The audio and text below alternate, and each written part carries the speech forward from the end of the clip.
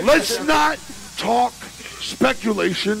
Let's talk factulation. Twiztid and Company recently dropped Songs of Samhain Volume 4 and caused some controversy with a couple of the songs included on it. Most notably with a track called Merciful Fate, which features Twiztid, Blaze Ya Dead Homie, and Anybody Killa seemingly rapping with the Dark Lotus gimmick, or Diet Lotus as I like to call them. They are apparently using the name D4L and definitely making references to Dark Lotus tings. Twiztid's brought out this watered down version of Dark Lotus a couple of times for live performances, but this seems to be the first attempt to actually record new music using the Dark Lotus gimmick, or D4L. What does D4L even stand for, by the way? The Dark 4 Lotus? Shouldn't it be like the Dark Lotus 4 or something? I guess their logic is majority rules here, that they have 4 of the 6 petals of the Dark Lotus. At least that's how they spun it in the past. But for me, this is another example of ethically, morally, and creatively bankrupt individuals using the gimmicks and ideas of one Violent J. Now, Dark Lotus is a project mainly spearheaded and creatively driven by Violent J. A lot of different people came and went with this group. Isham was in it at one point, Vampiro was in it at one point, but it exists largely due to the creative drive of Joseph Bruce. Just like Psychopathic Riders, just like Twiztid, just like Blaze Ya Dead Homie, and just like Anybody Killa. All created by one man, Violent J. A man they seem to take shots at on the track previous to Merciful Fate. On the song If I Return, there contains a spoken word-esque Scary Gary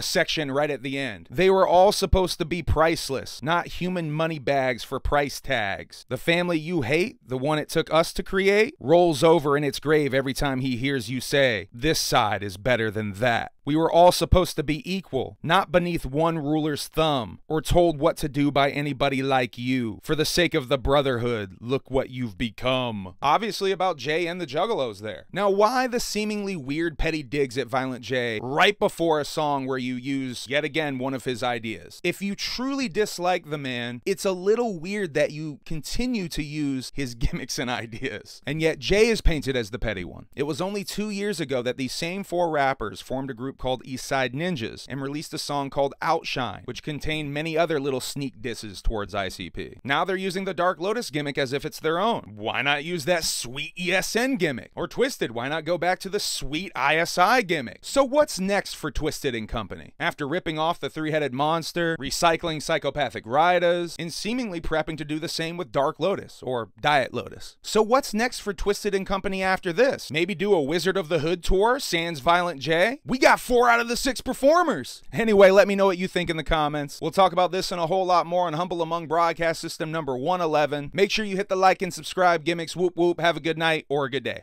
Whichever one this is. What is truth but purely speculation any fucking way?